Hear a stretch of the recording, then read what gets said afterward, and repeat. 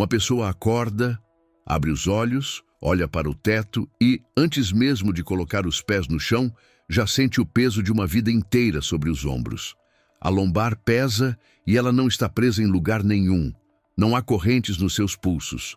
A porta do quarto está destrancada. A casa é dela, o dia pertence a ela, e mesmo assim, existe algo invisível que a mantém imóvel, como se cada pensamento fosse uma corda amarrada ao passado. Essa é a prisão que ninguém te mostrou. A prisão que não aparece em fotografias. A prisão que não tem grades, mas tem um guardião que fala com a sua voz, usa os seus medos como chaves e conhece cada um dos seus limites melhor do que você. E o mais perturbador é que essa prisão só existe porque você continua pedindo permissão para sair dela. Agora ouça com atenção, porque o que vou dizer a seguir pode ser o ponto de virada que você esperava há anos sem saber. A liberdade mental não é uma recompensa que chega depois que tudo se resolve. Ela não é um prêmio entregue a quem sofreu o suficiente. Ela é uma decisão tomada antes, muito antes, de qualquer circunstância mudar. E é exatamente por isso que tantas pessoas oram, jejuam, choram, pedem e continuam exatamente no mesmo lugar. Porque estão esperando sentir para depois agir, quando, na verdade, o caminho é o oposto. Antes de seguirmos, quero te fazer um convite simples. Se você sente que precisa ouvir isso hoje, deixe o seu coração no vídeo, compartilhe com alguém que também esteja vivendo essa prisão invisível e se inscreva no canal, porque aqui a gente fala a verdade que liberta, mesmo quando ela incomoda. Agora, respira fundo, porque o que vem a seguir vai mexer com estruturas que você nem sabia que existiam dentro de você. O princípio do como-se. A lei que o céu respeita. Existe uma lei espiritual que atravessa a Bíblia inteira, aparece em Provérbios, ecoa nos Salmos, é confirmada por Jesus nos Evangelhos e, mesmo assim, continua sendo ignorada por quem mais precisa dela. Essa lei diz que aquilo que você incorpora antes de ver, você termina vendo. Provérbios 23, versículo 7, registra uma verdade que deveria estar escrita na parede de cada casa. Como o homem pensa em seu coração, assim ele é. Não é assim ele será, não é assim ele pode ser. Não é assim ele poderia ser se as coisas dessem certo. É assim ele é. O tempo verbal é o presente, porque o céu trabalha no presente. Deus nunca se apresentou como o eu serei. Ele se apresentou como o eu sou. E quando você começa a entender isso, uma porta se abre. Agir como se a sua mente já fosse livre não é fingimento, não é auto-engano, não é positivismo raso daqueles que dizem para sorrir enquanto o barco afunda. É outra coisa, profundamente mais séria. É incorporação.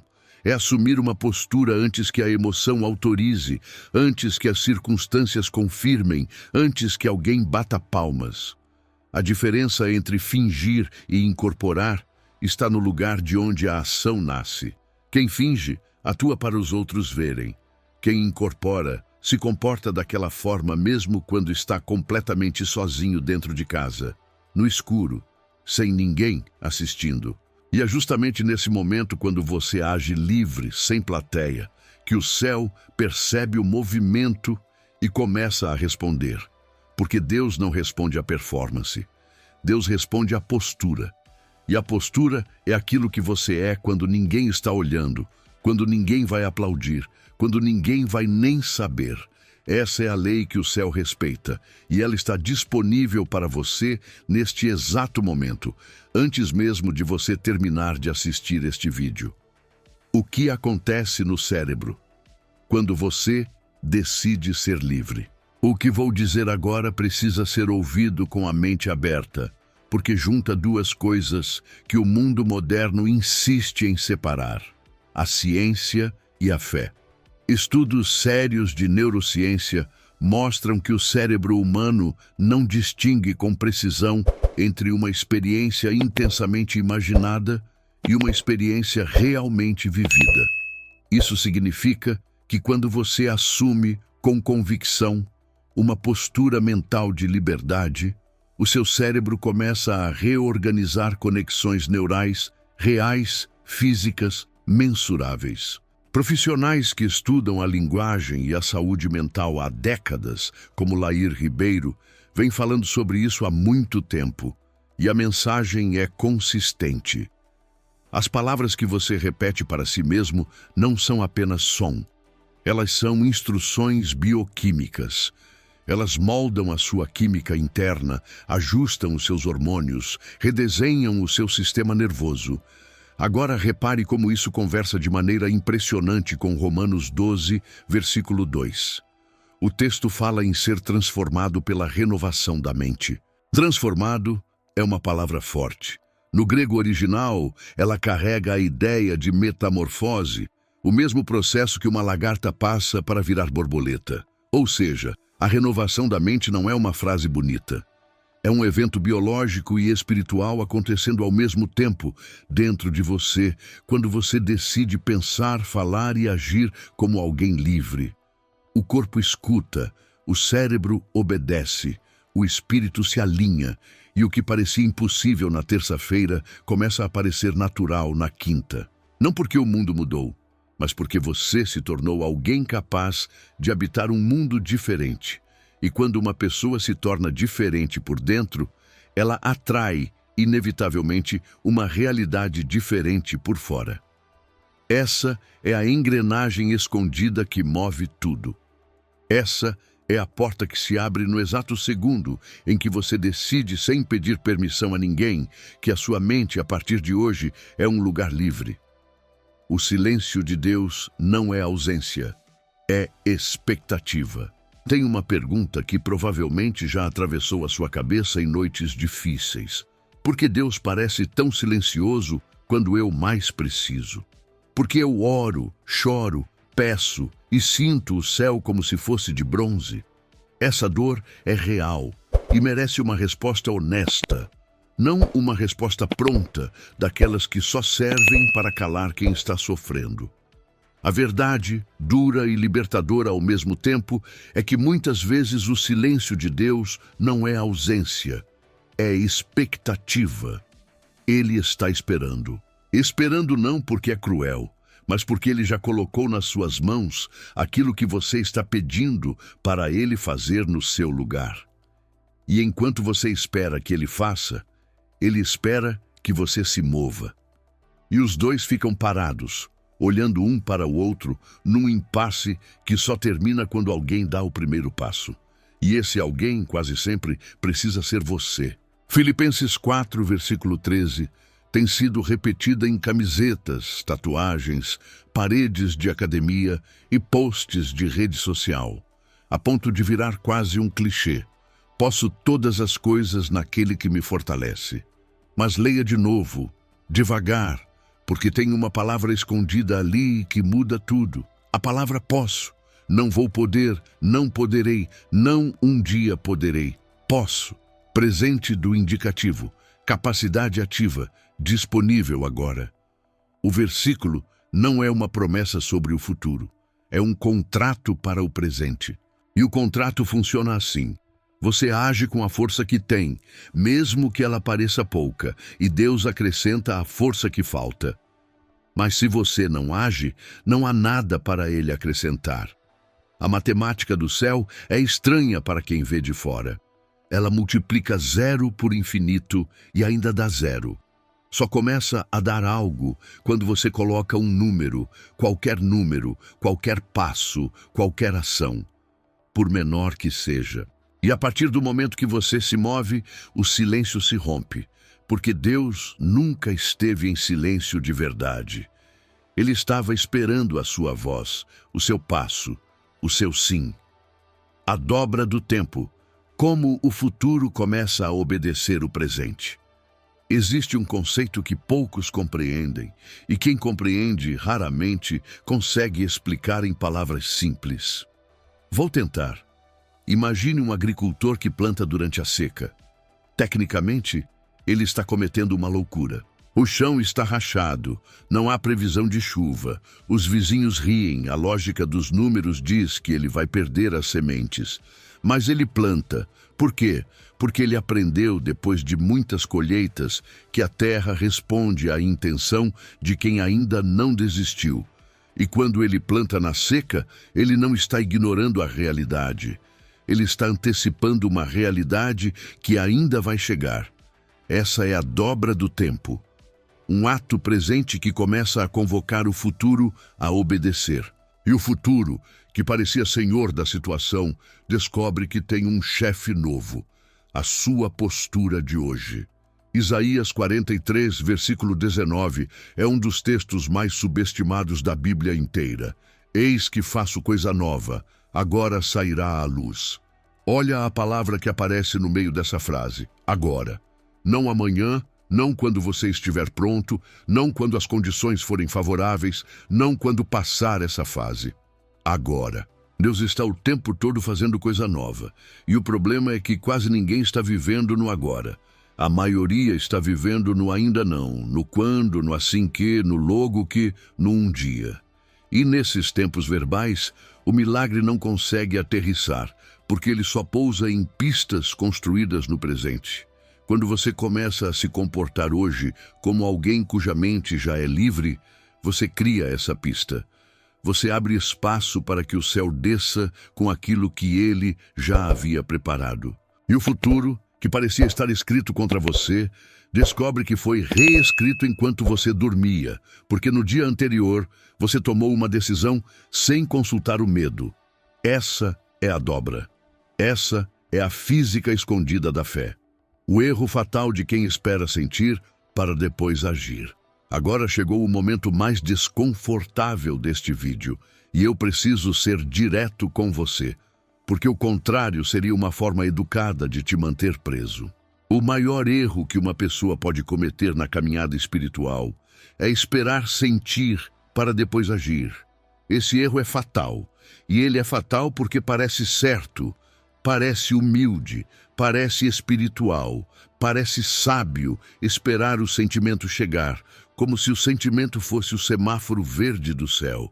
Mas não é. O sentimento é o último a chegar na fila, nunca o primeiro. Quem espera sentir para agir fica parado a vida inteira, porque os sentimentos são tímidos. Eles não saem na frente. Eles seguem a ação, nunca a comandam. E enquanto você espera a emoção certa, o tempo passa, as oportunidades passam, as estações passam, e você continua exatamente no mesmo ponto, agora apenas com mais ressentimento por dentro. Gálatas 5, versículo 1, entrega uma das frases mais subversivas já escritas. Para a liberdade foi que Cristo nos libertou. Pare e pense no que essa frase está realmente dizendo. A liberdade não é um destino, é um ponto de partida. Já foi entregue, já está no seu nome, já está assinado, e o versículo continua com uma ordem incômoda. Permanecei firmes, e não torneis a meter-vos debaixo do jugo da servidão. Ou seja, o texto está assumindo que existe uma possibilidade real de a pessoa, depois de ter sido libertada, voltar sozinha para a prisão. E isso acontece todos os dias, com pessoas que esperam sentir para agir. Elas recebem a liberdade, mas não a ocupam. Recebem as chaves, mas não abrem a porta. Recebem a permissão, mas continuam pedindo autorização a um guardião que nem existe mais. A liberdade exige ocupação. E ocupar é um verbo de ação, não de sentimento. Você age primeiro, mesmo sem sentir, mesmo tremendo, mesmo duvidando, e só depois o sentimento chega ofegante, correndo atrás de você, como quem estava atrasado para uma festa que já começou. Quando você age livre, Deus começa a remover os muros. Deixa eu te contar como as coisas começam a se mover quando uma pessoa decide se comportar como alguém livre, mesmo antes de ver qualquer mudança exterior. No começo, nada parece diferente. A rotina continua, as contas continuam, os problemas continuam. Mas por dentro algo sutil acontece. A pessoa para de falar sobre si mesma usando as palavras antigas. Ela não diz mais, sou ansioso. Ela diz, estou atravessando um momento. Ela não diz mais, não consigo. Ela diz, estou aprendendo. Ela não diz mais, sempre dá errado comigo. Ela fica em silêncio, porque percebeu que a boca é um portão e que nem tudo merece passagem. Essa mudança de vocabulário é o primeiro tijolo do muro caindo. E quase ninguém percebe de fora, mas o céu percebe. O céu sempre percebe. Depois das palavras vêm as escolhas. A pessoa começa a escolher diferente. Recusa convites que antes aceitaria por medo de desagradar. Aceita oportunidades que antes recusaria por medo de falhar. Acorda mais cedo, não porque está inspirada, mas porque decidiu. Cuida do corpo, não porque se sente bem, mas porque entendeu que o corpo é o templo onde a mente livre vai morar.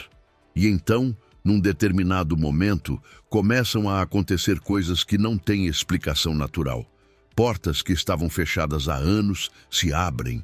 Pessoas que eram obstáculos saem do caminho sem briga, sem confronto, simplesmente desaparecem do cenário. Telefonemas inesperados trazem notícias que parecem coincidência, mas não são. Mateus 17, versículo 20, ganha um significado novo. Jesus disse que se tivéssemos fé do tamanho de um grão de mostarda, diríamos a um monte, passa daqui para ali, e ele passaria. Muita gente interpreta esse versículo como se a fé fosse uma emoção intensa. Mas a fé do tamanho de um grão de mostarda é pequena justamente porque ela não depende de sentimento. Ela é decisão, é postura, é o agir livre antes de ver. E quando você age assim, os montes não resistem. Eles se movem silenciosamente enquanto você dorme, enquanto você trabalha, enquanto você está vivendo a sua vida normal. Quando você olha de novo, o muro não está mais lá. E você nem se lembra exatamente do dia em que ele caiu. O chamado final, levante antes da prova chegar. Chegamos ao momento mais importante deste vídeo. E eu preciso que você ouça isso como se eu estivesse sentado na sua frente, olhando nos seus olhos. Não espere a prova chegar para decidir se levantar. Levante antes. Levante enquanto ainda está difícil, enquanto ainda não faz sentido, enquanto ninguém ao seu redor está acreditando, enquanto a sua própria voz interior ainda está tentando te convencer de que não vai dar certo. Levante assim mesmo, porque quem se levanta depois da prova levanta por obrigação. Quem se levanta antes da prova levanta por fé. E o céu distingue muito bem essas duas coisas. Uma é sobrevivência, a outra é aliança. E a aliança muda tudo, porque ela não depende do que acontece com você. Ela depende de quem você decidiu ser no meio do que está acontecendo. Salmo 27, versículo 1, é a frase final que eu quero deixar gravada em você antes deste vídeo terminar. O Senhor é a minha luz e a minha salvação, a quem temerei? O Senhor é a fortaleza da minha vida, de quem me recearei? Repare que Davi escreveu isso não depois de vencer, mas no meio do perigo. Ele estava cercado, caçado, traído, exausto. E mesmo assim, ele escreveu no tempo presente. Não escreveu o Senhor será, escreveu o Senhor é. Ele se comportou como alguém livre antes de ver qualquer livramento. E por isso o livramento veio. Agora é a sua vez. Você não precisa sentir para começar. Você não precisa entender tudo para dar o primeiro passo. Você só precisa decidir, agora, ainda sentado aí onde você está, que a partir deste momento, a sua mente é um lugar livre, que você vai se comportar como alguém livre, que você vai falar como alguém livre, que você vai escolher como alguém livre. E Deus vai fazer o resto, porque essa sempre foi a parte que pertenceu a Ele desde o começo.